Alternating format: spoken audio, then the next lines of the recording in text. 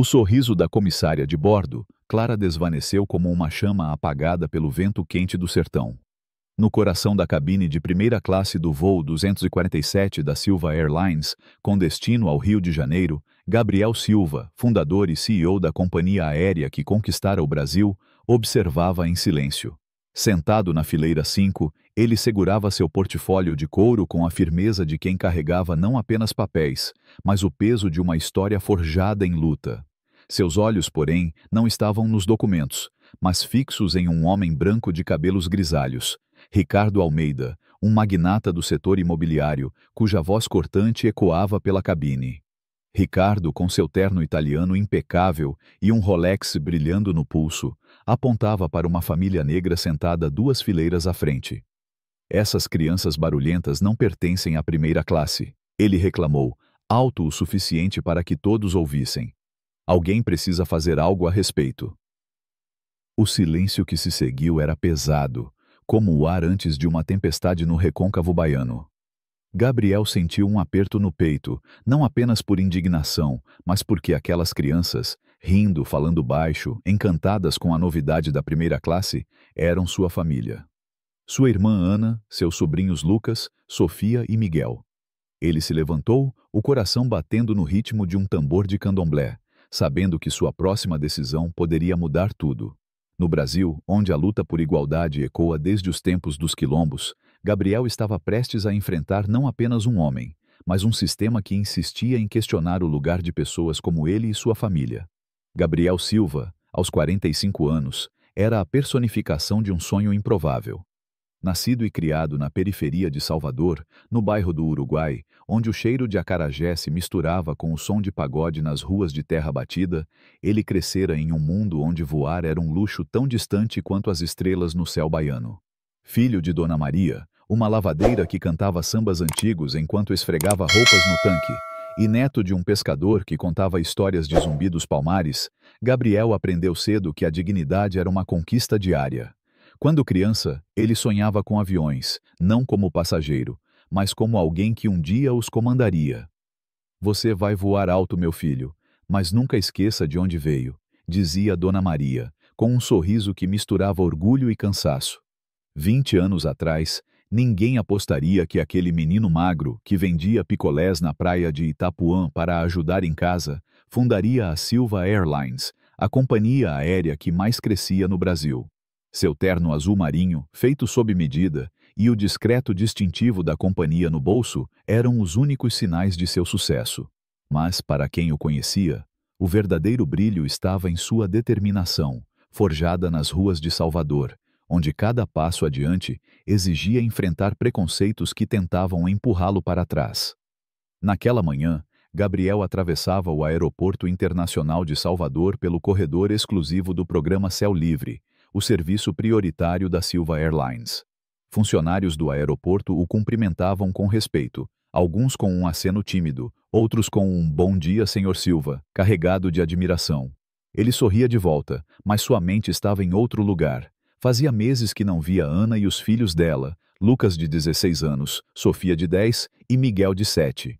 Entre a expansão das rotas da Silva Airlines e a luta por um contrato crucial para um novo terminal no aeroporto do Galeão, no Rio, o tempo para a família havia se tornado raro.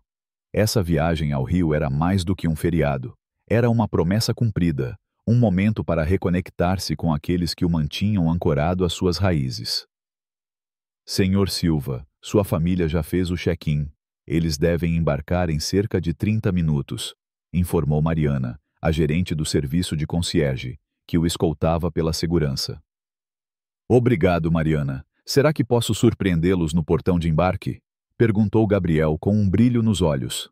Claro, senhor, vou organizar tudo agora mesmo, Mariana respondeu, já se afastando com eficiência. Gabriel sorriu, imaginando a expressão de surpresa de Ana e a alegria das crianças ao vê-lo a bordo. Ele abriu o celular e olhou fotos antigas. Ana na festa de lançamento da companhia, 7 anos atrás, com um sorriso orgulhoso. Lucas, ainda pequeno, segurando um avião de brinquedo. Sofia com seus óculos grandes, sempre curiosa. E Miguel, o caçula, com seu inseparável mochila de dinossauro. Aquela viagem era para eles, para lembrar que, apesar de tudo, a família era o coração de sua luta. Enquanto esperava na sala VIP, Gabriel pensava na jornada que o levara até ali. 20 anos atrás, quando ainda era um estudante de administração na Universidade Federal da Bahia, ele enfrentava olhares desconfiados de colegas e professores que não acreditavam que um jovem negro da periferia poderia liderar algo grandioso. Você é inteligente, Gabriel, mas precisa ser realista, dissera um professor, sugerindo que ele buscasse empregos mais acessíveis. Gabriel ignorou o conselho. Trabalhou como carregador de malas no aeroporto, depois como agente de check-in, aprendendo cada detalhe da indústria aérea. Quando fundou a Silva Airlines, com um empréstimo arriscado e o apoio de poucos investidores que acreditavam em sua visão, ele prometeu criar uma companhia diferente, uma que levasse o espírito de união do Brasil, inspirado nos valores comunitários dos povos indígenas e quilombolas, para os céus. O lema da companhia, Voando Juntos, estampado na fuselagem dos aviões, não era apenas sobre voos, era sobre levantar comunidades, sobre mostrar que todos tinham direito a ocupar qualquer espaço, desde as favelas de Salvador até a primeira classe de um jato. Do outro lado do terminal, Ana Silva segurava firme a mão de Miguel enquanto observava Lucas e Sofia arrastarem suas malas de rodinhas pelo saguão lotado. Lembrem-se, crianças, seu tio Gabriel conseguiu ingressos especiais, então precisamos nos comportar bem, disse Ana, ajeitando a gola da camisa de Lucas. O adolescente revirou os olhos, com aquela típica atitude de quem se acha independente demais. Mãe, eu sei me comportar, não sou criança, resmungou. Miguel, com o peito estufado, acrescentou. Eu também não sou bebê, sou seu ajudante, né, mãe? Ana sorriu, acariciando a cabeça do filho. Claro, meu amor, você é meu grande ajudante. Sofia, sempre a pacificadora da família, ajustou os óculos e disse. O e-mail dizia que vamos embarcar primeiro porque estamos na primeira classe. Nunca viajei de primeira classe. Ana riu confessando. Nem eu, filha. Como mãe solteira e administradora de um hospital público, Ana nunca poderia pagar por esse luxo. Quando tentou convencer Gabriel a comprar passagens na classe econômica, ele foi categórico. A família Silva voa na primeira classe da Silva Airlines, ou não voa. Ana aceitou, emocionada com a generosidade do irmão, mas também com um leve desconforto, sabendo que para pessoas como eles, ocupar certos espaços sempre vinha com olhares curiosos ou julgadores. No portão A23, onde o voo 247 para o Rio estava prestes a embarcar, a agente de check-in arregalou os olhos ao escanear os bilhetes da família. Vocês estão na nossa cabine platina de primeira classe, serão os primeiros a embarcar. Gostariam de esperar na sala prioritária? Ana assentiu, guiando as crianças para a área VIP, onde sofás confortáveis e janelas panorâmicas davam vista para o pátio de aeronaves. Lucas imediatamente atacou o buffet de lanches gratuitos, enchendo um prato com salgados e sucos, enquanto Sofia ficou hipnotizada pelas janelas, apontando para o avião com a pintura azul e prateada da Silva Airlines. Olha, mãe, é o nosso avião. Tem escrito Voando Juntos na lateral, exclamou encantada.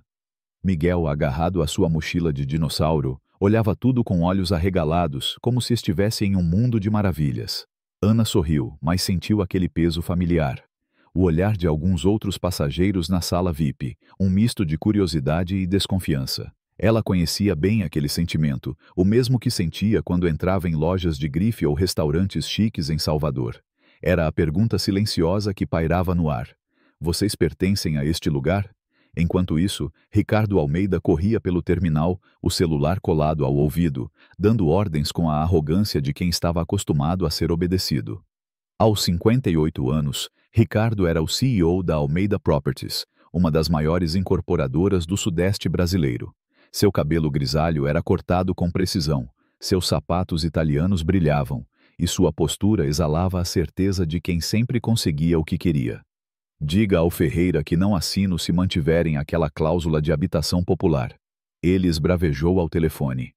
Não me importa o que a prefeitura diz. É para isso que fazemos doações de campanha, não é? Ele desligou sem esperar resposta, verificando o Rolex com impaciência. Faltavam 10 minutos para o embarque, e Ricardo Almeida nunca se atrasava. exceto quando escolhia estar atrasado. A cabine de primeira classe do voo 247 era o orgulho de Gabriel. Ele havia projetado cada detalhe com cuidado, inspirado pelas tradições de hospitalidade do povo baiano, onde receber bem era uma forma de resistência cultural. Os assentos eram amplos, com poltronas que se convertiam em camas, telas de privacidade, iluminação ajustável e um botão de serviço dedicado. A cabine, limitada a apenas 16 passageiros, garantia um atendimento impecável. Para Clara, a comissária de bordo-chefe, trabalhar na primeira classe da Silva Airlines era o ápice de sua carreira de 12 anos na aviação. Descendente de indígenas do povo Pataxó, Clara crescera em Porto Seguro, onde aprendera com sua avó a importância de manter a dignidade mesmo diante de desrespeito. Na Silva Airlines, ela encontrara uma empresa que valorizava seus funcionários, com políticas claras contra abusos e uma cultura que ecoava o espírito comunitário de sua infância. "Bem-vindos a bordo", disse Clara, cumprimentando Ana e seus filhos ao entrarem no avião. "Vocês estão nas poltronas 2A a 2D. Posso ajudar com as malas?" Ana agradeceu enquanto as crianças se acomodavam encantadas. Sofia e Miguel colaram os rostos na janela, fascinados com a vista do pátio, enquanto Lucas, tentando parecer desinteressado, reclinou a poltrona para testar suas funções. "Nossa, mãe, essas telas são maiores que nossa TV em casa", exclamou Sofia com um sorriso. "Voz baixa, querida", Ana lembrou, mas também sorria com a alegria da filha. Quando Ricardo Almeida embarcou, o último da primeira classe, sua expressão azedou ao ver a família de Ana. Ele ocupou a poltrona 3A, logo atrás de Sofia e Miguel, guardando sua maleta com um gesto deliberado, evitando contato visual com Ana. Gabriel, que entrara discretamente durante o embarque e se sentara na 5C, observava tudo. Ele planejara surpreender a família no meio do voo, mas agora notava a tensão crescente. Ricardo parecia incomodado com a presença das crianças, resmungando algo sobre padrões da primeira classe, enquanto guardava seu casaco. Gabriel reconheceu aquele olhar, o mesmo que ele próprio enfrentara anos atrás, quando, ainda jovem, entrara em um restaurante sofisticado em São Paulo e o garçom sugerira que ele, talvez, preferisse outro lugar. A memória reacendeu uma raiva antiga, mas Gabriel a conteve. Ele havia aprendido, ao longo de sua carreira, a escolher seus momentos com cuidado. Uma lição que todo profissional negro no Brasil conhecia bem. Entre os outros passageiros da primeira classe estava Matheus Oliveira, um jovem empreendedor de 28 anos, sentado na 4B. Filho de uma costureira de Recife, Matheus havia construído uma startup de tecnologia que agora valia milhões. Ele viajava frequentemente, mas preferia a Silva Airlines por sua reputação de inclusão. Sentado com seu laptop, ele observava discretamente a interação entre Ricardo e a família de Ana, já com o celular na mão, pronto para gravar se algo saísse do controle. Matheus conhecia bem o peso de ser questionado em espaços de elite, e algo em sua intuição dizia que aquela situação poderia escalar. Ao lado dele, na 4C, estava Dona Lúcia, uma professora aposentada de 70 anos, descendente de quilombolas do Maranhão. Ela lia um livro sobre a história dos povos indígenas brasileiros, mas seus ouvidos estavam atentos ao que acontecia ao redor. Dona Lúcia tinha uma presença calma, mas seus olhos carregavam a sabedoria de quem já vira muitas injustiças. Enquanto os passageiros da classe econômica passavam pelo corredor em direção à parte traseira do avião, Ricardo parecia cada vez mais irritado. Quando Miguel riu de algo que Sofia cochichou, ele suspirou alto e apertou o botão de chamada. Clara apareceu imediatamente, com seu sorriso profissional. "Há algum problema com crianças na primeira classe?" perguntou Ricardo, em um tom que misturava arrogância e provocação. "Paguei caro por paz e tranquilidade." Clara respondeu com calma. "Todos os passageiros são bem-vindos na cabine que reservaram, senhor. As crianças não estão sendo perturbadoras." Ricardo se inclinou para a frente, baixando a voz, mas não o suficiente. "Deve haver algum erro com os bilhetes deles. Talvez tenham sido colocados aqui por causa de um voo lotado." Clara negou com firmeza. "Não, senhor. A família reservou passagens de primeira classe." Gabriel, observando de sua poltrona, sentiu a mandíbula travar. A insinuação de Ricardo era clara. Ele não acreditava que uma família negra poderia estar ali por mérito próprio. Era o mesmo preconceito que Gabriel enfrentara inúmeras vezes. Nas reuniões com investidores que o confundiam com um assistente, nos bancos que rejeitavam seus pedidos de empréstimo, nos olhares desconfiados em hotéis de luxo. A tensão aumentou quando Ricardo chamou Clara novamente, agora com um tom mais insistente. Olha, eu tenho uma ligação importante após a decolagem. Existe alguma forma de controlar o nível de barulho? Seus olhos se fixaram na família de Ana, e o subtexto era inconfundível. Todos os passageiros são orientados a usar fones de ouvido para dispositivos eletrônicos, senhor, respondeu Clara, com um leve aperto no sorriso. E nossa cabine tem excelente isolamento acústico. Ricardo bufou. Não é isso que quero dizer. Esses assentos são caros exatamente porque profissionais precisam trabalhar ou descansar. Não deveria haver um limite de idade para a primeira classe? Ana, que ouviu o comentário, enrijeceu na poltrona à frente. Ela sussurrou algo para as crianças que ficaram visivelmente mais quietas. Sofia abaixou os ombros e Miguel parou de mexer em sua mochila. Gabriel observava, o coração apertado. Ele reconhecia aquele gesto instintivo de Ana, de se fazer menor para evitar conflito, uma prática que os negros brasileiros aprendiam cedo para navegar em espaços dominados por brancos. Mateus, na fileira ao lado, começou a gravar discretamente com o celular, escondendo o aparelho sob uma revista.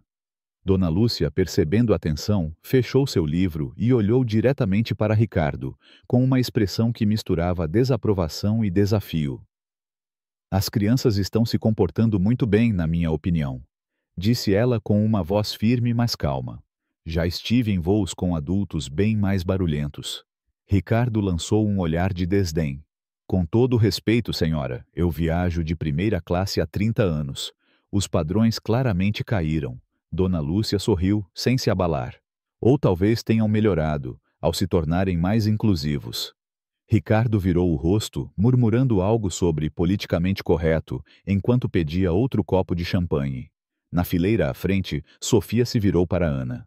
Mãe, por que aquele homem está bravo com a gente? Perguntou em um sussurro que não escapou aos ouvidos atentos de Gabriel. Ana acariciou os cabelos da filha. Ele não está bravo com a gente, querida. Algumas pessoas só têm dias ruins. Lucas, que fingia estar absorto em seu tablet, tirou um fone de ouvido. Aos 16 anos, ele já reconhecia o que estava acontecendo. É por causa da nossa cor, não é? Perguntou, a voz baixa, mas firme. Ana hesitou, dividida entre proteger o filho da verdade e prepará-lo para a realidade. Algumas pessoas fazem suposições baseadas na nossa aparência, disse por fim. Mas esse é o problema delas, não nosso. Lucas assentiu, os olhos carregando uma maturidade além de sua idade. Tio Gabriel sempre diz que temos o direito de estar em qualquer lugar que quisermos. Ana sorriu apertando a mão do filho. E ele está absolutamente certo. Ricardo, cada vez mais inquieto, chamou Clara novamente. Olha, disse apontando para a família de Ana. Eu entendo que todos podem comprar qualquer passagem, mas não há uma política de realocá-los para a classe econômica plus? Eu até pagaria a diferença. O tom condescendente era inconfundível. Clara, mantendo a compostura, respondeu. Senhor, esses passageiros compraram passagens de primeira classe, assim como o senhor. Não há motivo para movê-los. Ricardo insistiu. É difícil acreditar que eles pagaram o preço cheio. Foi algum programa de inclusão, uma cota? O comentário provocou olhares chocados de outros passageiros. Dona Lúcia murmurou algo em tupi, uma prece silenciosa por paciência, enquanto Mateus ajustava o ângulo de seu celular, capturando cada palavra. Gabriel, que até então observava em silêncio, sentiu que o limite havia sido cruzado. As palavras de Ricardo não eram apenas sobre barulho ou crianças, eram sobre a presunção de que uma família negra não pertencia àquele espaço sem alguma ajuda especial. Ele desabotoou o cinto de segurança e se levantou, ajeitando o paletó. O capitão anunciou pelo interfone. Comissários, preparar para a decolagem. Clara se dirigiu ao seu assento, mas Ricardo apertou o botão de chamada novamente. Quero falar com o chefe de cabine ou quem estiver no comando, exigiu. Isso é inaceitável. Mateus, agora gravando abertamente, trocou um olhar com Dona Lúcia, que balançou a cabeça em desaprovação. Gabriel caminhou pelo corredor, sua presença imponente silenciando a cabine. Clara o reconheceu imediatamente. Senhor Silva, disse aliviada. Ricardo olhou para ele, confuso com o tom respeitoso da comissária. Há algum problema aqui, senhorita Clara? Perguntou Gabriel, sua voz calma, mas com um fio de autoridade. Antes que Clara pudesse responder, Ricardo interveio. Sim, estou tentando explicar que preciso de um ambiente tranquilo para trabalhar. E essas crianças... Gabriel o interrompeu com um tom sereno, mas firme. E o senhor acredita que essas crianças são barulhentas demais? Ricardo endireitou-se na poltrona. Elas não pertencem à primeira classe. Está claro que nunca estiveram em um ambiente como este. Provavelmente algum tipo de promoção ou upgrade. Gabriel manteve a expressão neutra, mas seus olhos brilhavam com uma mistura de raiva contida e determinação. Entendo. E o que faz o senhor pensar que eles não pertencem aqui? Ricardo hesitou, percebendo os olhares dos outros passageiros. Não é nada pessoal, só acredito que a primeira classe deve ter certos padrões. Gabriel repetiu lentamente. Padrões? A palavra pairou no ar, carregada de significado. E quais seriam esses padrões, exatamente? Ricardo gaguejou, tentando recuar. Adultos profissionais, que sabem se comportar, não elementos perturbadores. Gabriel inclinou a cabeça. Perturbadores? Essas crianças estão lendo e usando fones de ouvido. A única perturbação que observei vem do senhor. Ricardo corou, a voz subindo um tom. Quem exatamente o senhor pensa que é? Gabriel estendeu a mão com um sorriso que não alcançava os olhos. Gabriel Silva, fundador e CEO da Silva Airlines. E aquelas crianças perturbadoras que o senhor mencionou são minha família. Um silêncio atônito tomou conta da cabine. Ricardo piscou, atordoado, enquanto Clara disfarçava um sorriso. Mateus, ainda gravando, ergueu uma sobrancelha impressionado. Dona Lúcia murmurou. Axé. A tensão na cabine era palpável, como o batuque de um maracatu antes de explodir em ritmo. Gabriel sabia que o confronto estava apenas começando, mas naquele momento ele sentia a força de seus ancestrais, dos quilombos e das rodas de capoeira, pulsando em suas veias. Ele não era mais o menino de Salvador que precisava se calar. Ele era Gabriel Silva, e aquele era seu avião. O vídeo do confronto no voo 247 da Silva Airlines espalhou-se como um incêndio na mata seca do Cerrado. Em poucas horas, milhões de brasileiros assistiam às imagens gravadas por Mateus Oliveira, o jovem empreendedor que, com seu celular, capturara cada palavra de Ricardo Almeida. Essas crianças não pertencem à primeira classe, dizia Ricardo, sua voz carregada de arrogância, enquanto Gabriel Silva, o CEO da companhia, respondia com a firmeza de um líder forjado nas ruas de Salvador. São minha família. As redes sociais explodiram, dividindo o Brasil como as águas do São Francisco. De um lado, vozes celebravam Gabriel como um símbolo de resistência, comparando-o aos heróis dos quilombos que desafiaram a opressão. De outro, críticos o acusavam de exagerar e politizar uma simples reclamação de passageiro. Em Salvador, no coração da Silva Airlines, Gabriel enfrentava a maior prova de sua carreira. Enquanto a imprensa cercava o aeroporto internacional do Rio de Janeiro, onde o voo havia pousado, Ricardo Almeida convocava uma coletiva de imprensa, pronto para inverter a narrativa. Com o tambor da indignação ecoando em seu peito, Gabriel sabia que o próximo passo definiria não apenas o futuro de sua companhia, mas o legado que deixaria para sua família e para o Brasil. Na terra onde o axé da luta por justiça pulsa nas ruas, nas rodas de samba e nos terreiros de candomblé, ele estava determinado a não recuar. Na sala de reuniões da Silva Airlines, no Rio, o ar era pesado como a umidade antes de uma chuva de verão. Gabriel sentava-se à cabeceira de uma mesa de mogno, cercado por sua equipe executiva. À sua direita, Bárbara Torres, presidente do conselho, analisava relatórios financeiros com uma expressão tensa. À esquerda, Tomás Lima, diretor financeiro, digitava furiosamente em seu laptop, calculando o impacto da crise. Melissa Costa, diretora de redes sociais, projetava um painel com métricas ao vivo. O vídeo de Mateus já tinha 10 milhões de visualizações, e hashtags como voar com dignidade e Silva contra racismo dominavam o Twitter. Mas havia também uma onda de comentários negativos, alguns chamando Gabriel de vitimista e outros ameaçando boicotar a companhia. Nossas ações caíram 10% desde a aterrissagem, informou Tomás, ajustando os óculos. Alguns contratos corporativos estão sob revisão, e a Almeida Properties já sinalizou que vai suspender o financiamento para o Terminal Sul, no Galeão. Gabriel assentiu, mas seus olhos estavam distantes, pensando em Ana e seus sobrinhos, que agora enfrentavam o peso de serem o centro de uma tempestade nacional. Ana, enquanto isso, estava no hotel onde a família se hospedara, no bairro de Copacabana. Sentada na varanda com vista para o mar, ela tentava proteger Lucas, Sofia e Miguel da enxurrada de notícias. Lucas, aos 16 anos, não desgrudava do celular, acompanhando os debates online. "Mãe, olha isso", disse ele, mostrando uma postagem que comparava Gabriel a Zumbi dos Palmares. "Mas tem gente dizendo coisas horríveis sobre nós." Ana suspirou, acariciando o ombro do filho. "Lucas, você sabe como é. Sempre vai ter quem tente nos diminuir. Mas seu tio fez o que era certo." Sofia, sentada no chão com um caderno de desenhos, levantou os olhos. "Por que aquele homem não gosta da gente, mãe? A gente nem fez nada."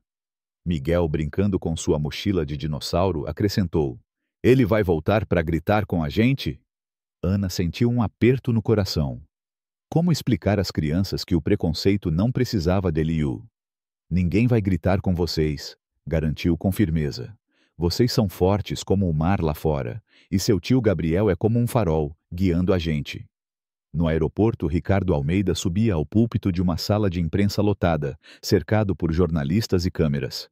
Vestindo um terno cinza impecável, ele exibia uma expressão de indignação ensaiada. Atrás dele, estrategicamente posicionados, estavam 3 funcionários negros da Almeida Properties, visivelmente desconfortáveis, usados como escudo para sua narrativa.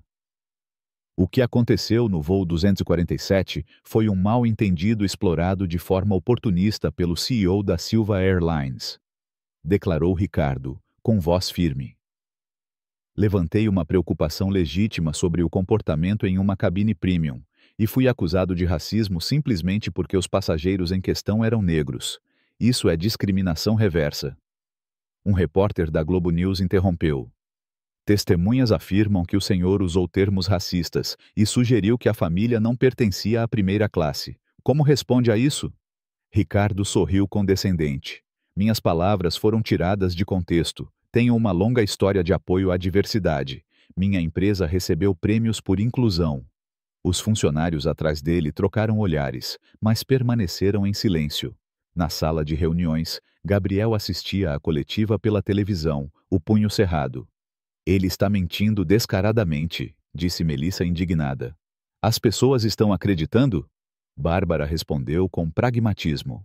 "Algumas sim, outras não. O Brasil está dividido, e Ricardo sabe jogar esse jogo. Ele tem aliados poderosos, incluindo membros do Conselho do Galeão, que vão votar nosso projeto de expansão." Gabriel pensou no Terminal Sul, um investimento de 200 milhões de reais, que criaria 2.000 empregos e consolidaria a Silva Airlines como líder no mercado doméstico. Perder esse projeto seria um golpe devastador, não apenas para a empresa, mas para as comunidades que dependiam desses empregos. "O que ele quer?", perguntou Gabriel, já sabendo a resposta. Tomás suspirou.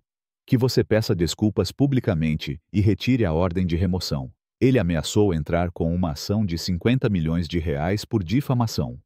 Enquanto a equipe discutia estratégias, uma nova figura entrou na equação.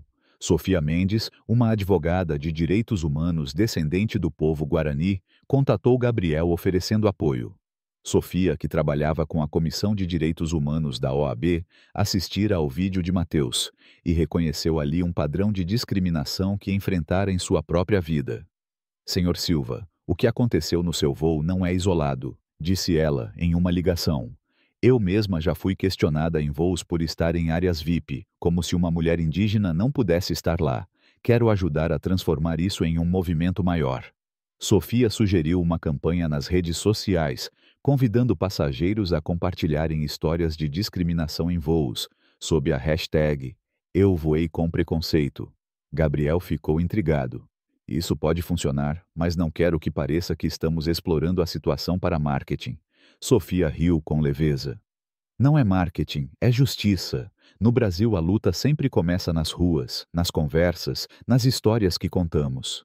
Naquela noite, Gabriel visitou Ana e as crianças no hotel. O céu do rio estava estrelado e o som das ondas quebrando na praia de Copacabana trazia uma calma momentânea. Lucas, ainda grudado no celular, mostrou ao tio uma postagem que viralizara. Uma montagem com Gabriel apontando para Ricardo, com a legenda: "Quando você enfrenta o racismo de frente." Gabriel riu, mas logo ficou sério. "Lucas, você tá bem com tudo isso?" O adolescente hesitou. "Tô orgulhoso de você, tio. Mas tem gente na escola mandando mensagem dizendo que a gente tá se fazendo de vítima." Gabriel colocou a mão no ombro do sobrinho. "Olha, meu menino, o que dizem nas redes não define quem você é. O que define é como você se levanta, como você enfrenta. Você é da linhagem de Dona Maria, que lavava roupa cantando samba para sustentar a gente. Isso é força."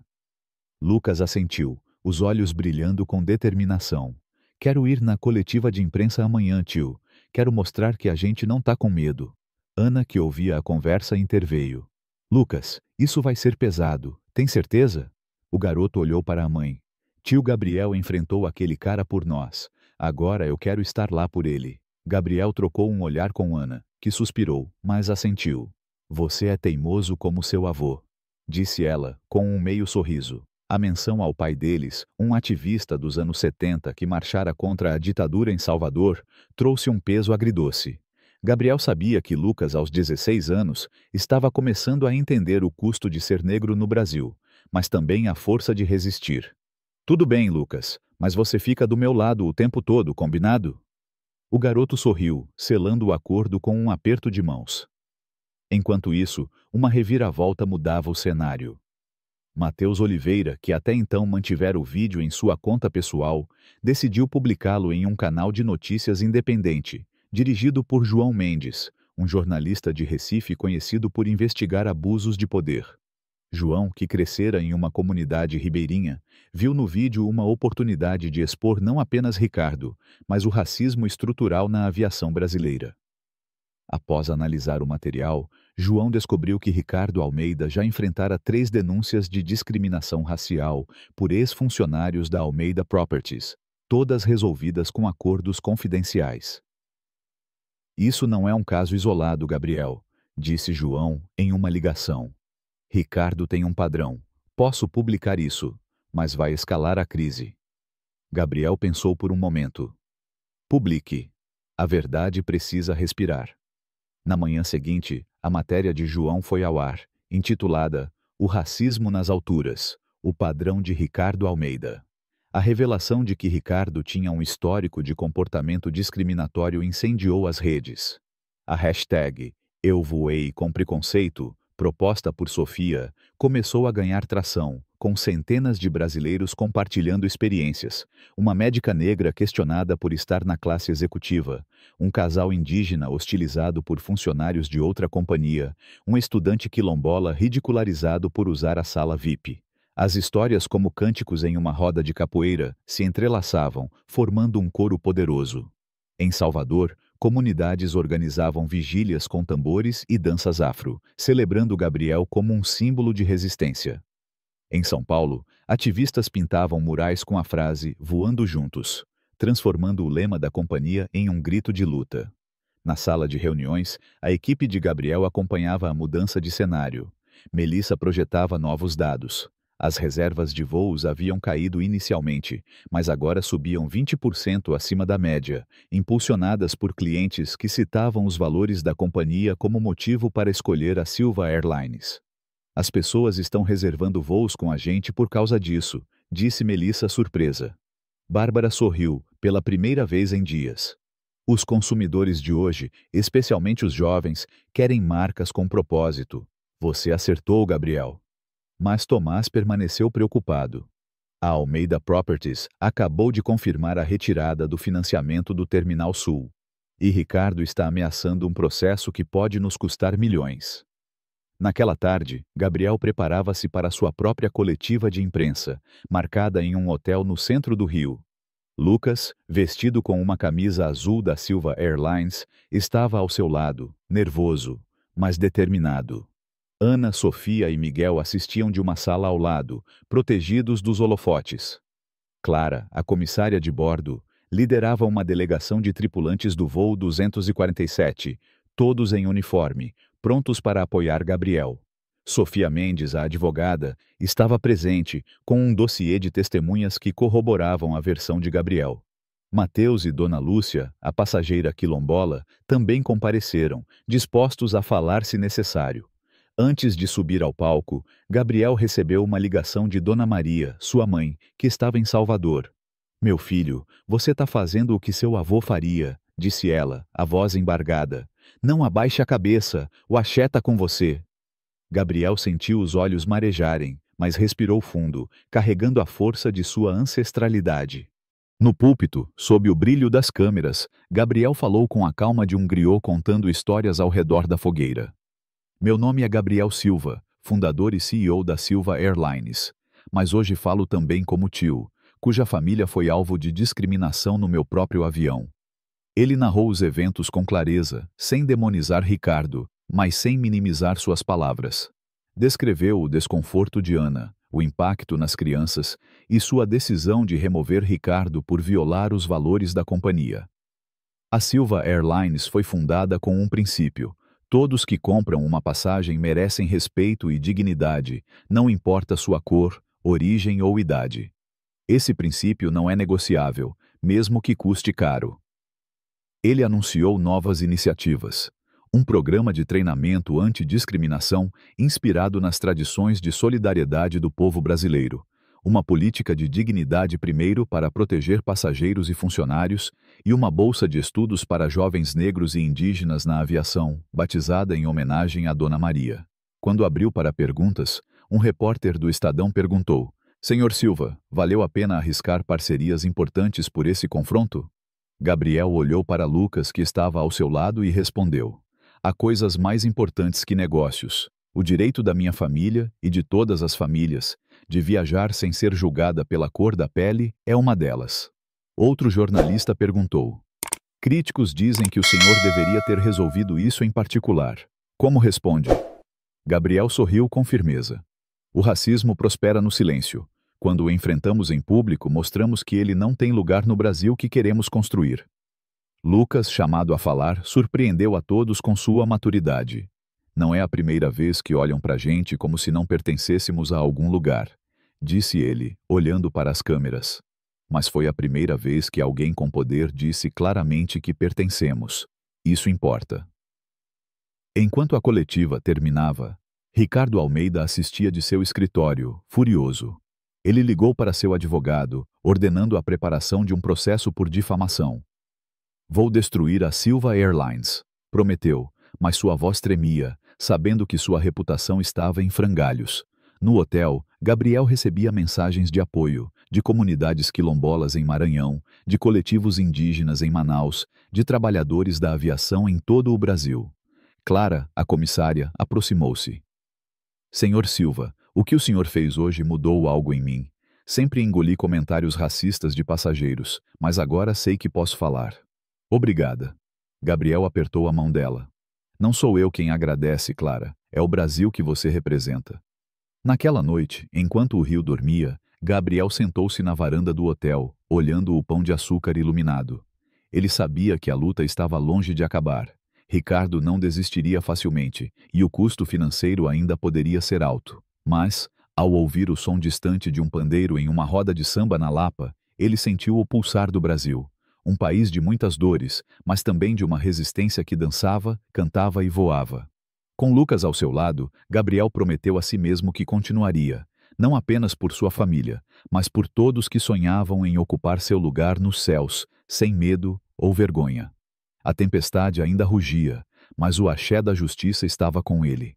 O salão do Congresso Nacional em Brasília vibrava com a energia de um terreiro de candomblé antes de uma grande celebração. Gabriel Silva, fundador e CEO da Silva Airlines, estava diante da Comissão de Transportes, o microfone ajustado, os olhos fixos nos parlamentares que o ouviam com atenção. Câmeras da TV Senado transmitiam ao vivo para um Brasil que, meses após o confronto no voo 247, ainda discutia o caso com fervor. Senhor Silva, começou a presidenta da comissão, uma deputada nordestina com voz firme, sua experiência desencadeou um debate nacional sobre discriminação no transporte aéreo e em espaços públicos.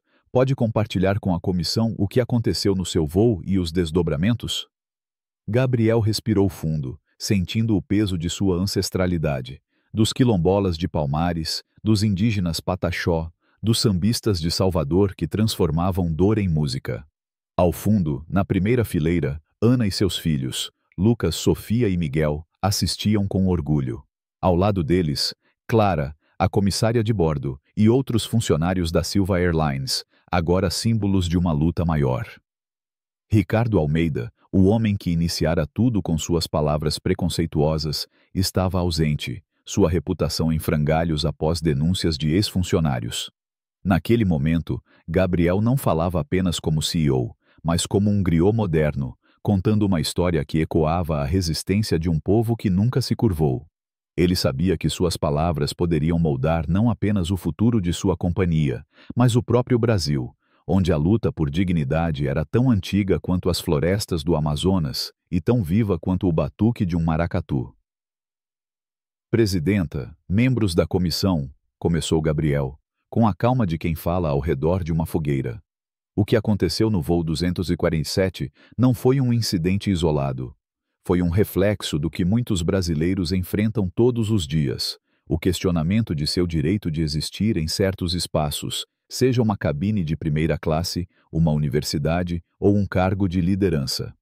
Ele narrou os eventos com clareza, descrevendo como Ricardo Almeida, um magnata imobiliário, exigira que sua família, Ana e seus 3 filhos, fosse removida da primeira classe, insinuando que não pertenciam ali por causa de sua cor. Gabriel detalhou sua decisão de confrontar Ricardo publicamente, de ordenar sua remoção do voo e de enfrentar as consequências, que incluíram ameaças de boicote, uma ação judicial de 50 milhões de reais e a perda inicial de um contrato crucial para o Terminal Sul no aeroporto do Galeão. Mas ele também destacou o que veio depois: o apoio de milhões de brasileiros, a viralização da hashtag Voar com Dignidade e a onda de histórias compartilhadas por passageiros negros, indígenas e quilombolas que enfrentaram discriminação semelhante. O que tornou esse caso diferente, continuou Gabriel, não foi a discriminação em si, mas o fato de ela ter sido gravada, testemunhada e enfrentada abertamente, em vez de ser varrida para debaixo do tapete. Gabriel aproveitou para anunciar as mudanças que a Silva Airlines implementara nos últimos meses. Inspirado pela solidariedade comunitária das tradições indígenas e afro-brasileiras, ele lançou a política Dignidade Primeiro, que capacitava funcionários a intervir em casos de discriminação, independentemente do status do passageiro. Na minha infância, em Salvador, aprendi com minha mãe, Dona Maria, que a dignidade não é negociável. Ela cantava sambas enquanto lavava roupas, mas nunca abaixava a cabeça para quem a desrespeitava. Essa é a essência da Silva Airlines. Ele também apresentou um programa de bolsas de estudo para jovens negros e indígenas na aviação, batizado em homenagem a Dona Maria, e um treinamento antidiscriminação que já inspirava outras companhias aéreas. Não é sobre punir, mas sobre transformar, disse Gabriel. Queremos um Brasil onde todos possam voar, estudar, trabalhar, sem medo de serem questionados por quem são. Os parlamentares ouviram com atenção, alguns tomando notas, outros fazendo perguntas. Um deputado conservador do Sul perguntou: Senhor Silva, sua política é admirável, mas não teme que ela possa ser mal interpretada? Uma reclamação legítima de um passageiro pode ser confundida com discriminação? Gabriel respondeu com firmeza, mas sem confrontação. Deputado, nosso treinamento distingue claramente entre queixas de serviço e comportamentos baseados em preconceito. Quando alguém sugere que uma família negra não pertence à primeira classe sem motivo, além da cor da pele, isso não é uma questão de serviço, é racismo. Uma senadora do Maranhão, descendente de quilombolas, acrescentou: O que o senhor fez, senhor Silva? Ecoa as lutas dos meus antepassados. Como podemos transformar isso em lei? Gabriel sugeriu medidas concretas: multas para companhias que tolerassem discriminação, proteção legal para funcionários que intervissem e campanhas nacionais para educar passageiros sobre respeito. A sala aplaudiu, e Gabriel sentiu o calor do axé, como se seus ancestrais o estivessem guiando. Enquanto isso, fora do Congresso, o Brasil continuava a reagir. Em Salvador, comunidades organizaram uma festa de rua, com tambores, capoeira e bandeiras nas cores da Silva Airlines, celebrando Gabriel como um filho da Bahia que enfrentara o preconceito. Em São Paulo, coletivos de artistas pintaram murais com o rosto de Gabriel e a frase "Voando juntos", transformando-a em um símbolo de resistência. No Rio, Sofia Mendes, a advogada guarani, liderava a campanha Eu Voei com Preconceito, que agora coletava milhares de relatos, desde uma estudante indígena barrada em uma sala VIP até um executivo negro questionado por seguranças em um voo internacional.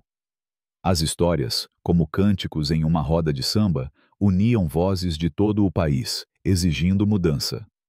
João Mendes, o jornalista que revelara o histórico de Ricardo Almeida, publicou uma nova matéria, detalhando como ex-funcionários da Almeida Properties quebraram acordos de confidencialidade para expor um padrão de discriminação racial na empresa. A pressão pública foi tanta que Ricardo renunciou ao cargo de CEO, embora permanecesse como acionista majoritário. Sua empresa, ansiosa para recuperar a reputação, anunciou reformas internas, incluindo treinamentos de inclusão inspirados na Silva Airlines. Na sede da companhia no Rio, a crise financeira inicial deu lugar a uma recuperação surpreendente. Após a queda de 15% nas ações, a Silva Airlines viu um aumento de 25% nas reservas, impulsionado por clientes que escolhiam a companhia por seus valores. Novos investidores, incluindo um fundo liderado por uma empresária negra de Recife, substituíram o financiamento da Almeida Properties para o Terminal Sul. O projeto do Galeão, agora aprovado antes do prazo, criaria 2.000 empregos, muitos destinados a comunidades marginalizadas.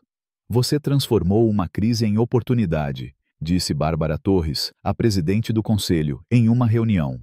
Mas o processo de Ricardo ainda é uma ameaça. Gabriel assentiu. Vamos enfrentá-lo nos tribunais, com a verdade. Sofia Mendes, agora consultora jurídica da companhia, trouxe notícias encorajadoras.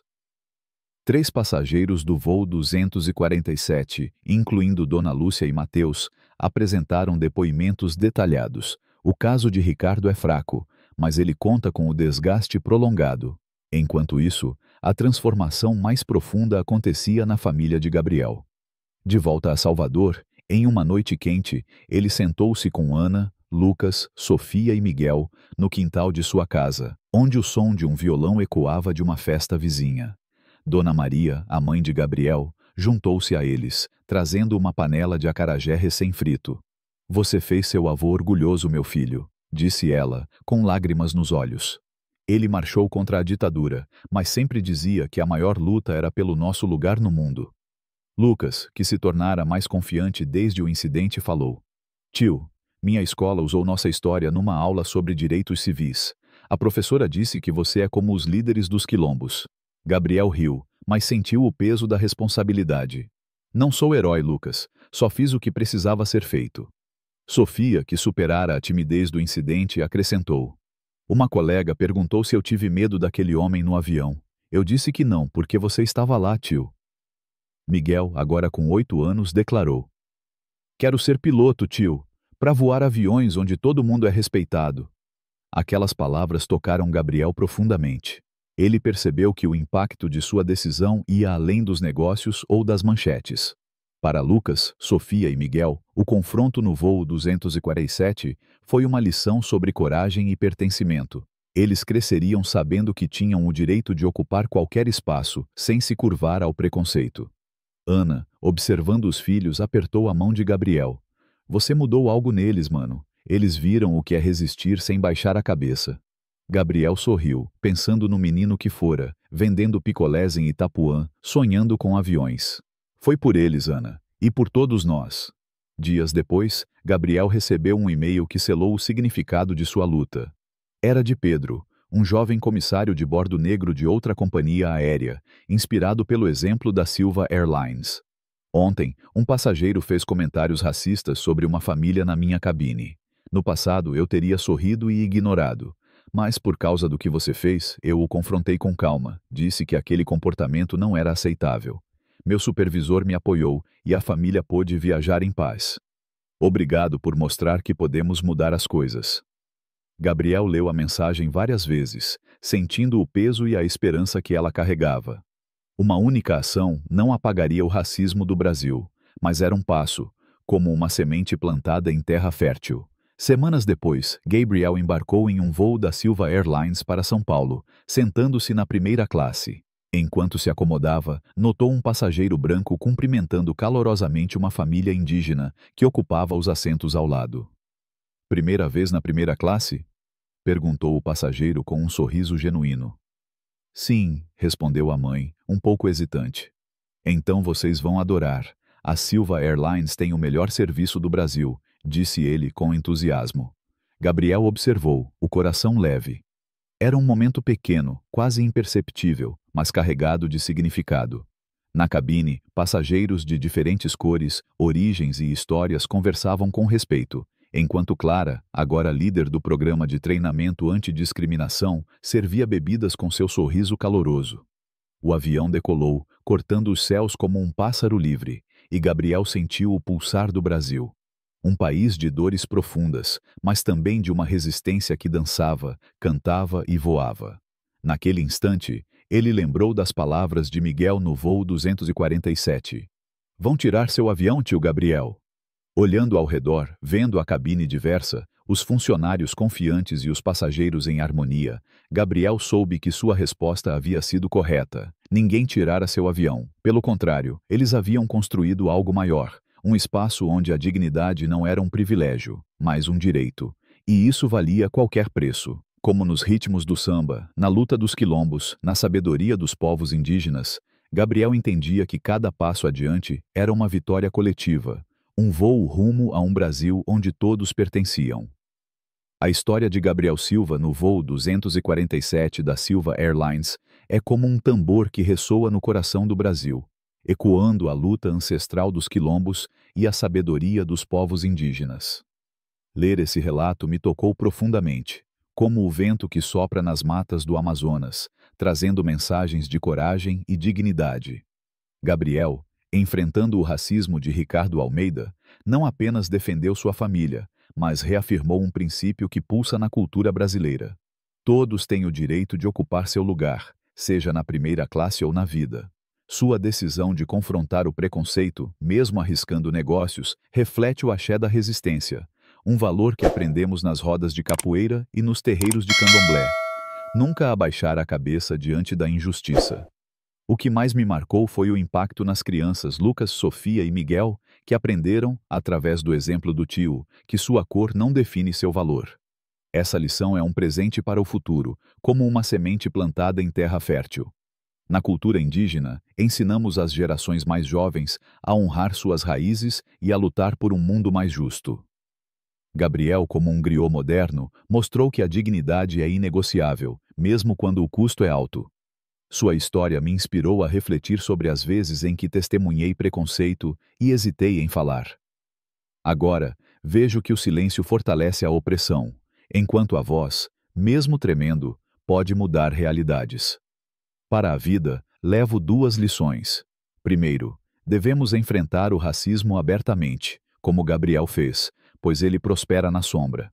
Segundo, nossas ações, por menores que pareçam, criam ondas, como as águas do São Francisco. Ao aplicar isso, pretendo ser mais corajoso em espaços onde vejo injustiça, seja no trabalho ou na rua, e ensinar às crianças ao meu redor que pertencem a qualquer lugar que sonharem. No Brasil, onde a luta é dançada, cantada e vivida, cada passo contra o preconceito é um voo rumo à justiça. Se essa história de coragem e dignidade tocou você, deixe seu like para espalhar essa mensagem. Compartilhe com quem precisa ouvir que a luta por respeito importa, Inscreva-se no canal para mais histórias que inspiram mudança e comente abaixo. Você já enfrentou ou testemunhou preconceito? Sua voz faz diferença. Vamos voar juntos por um Brasil mais justo.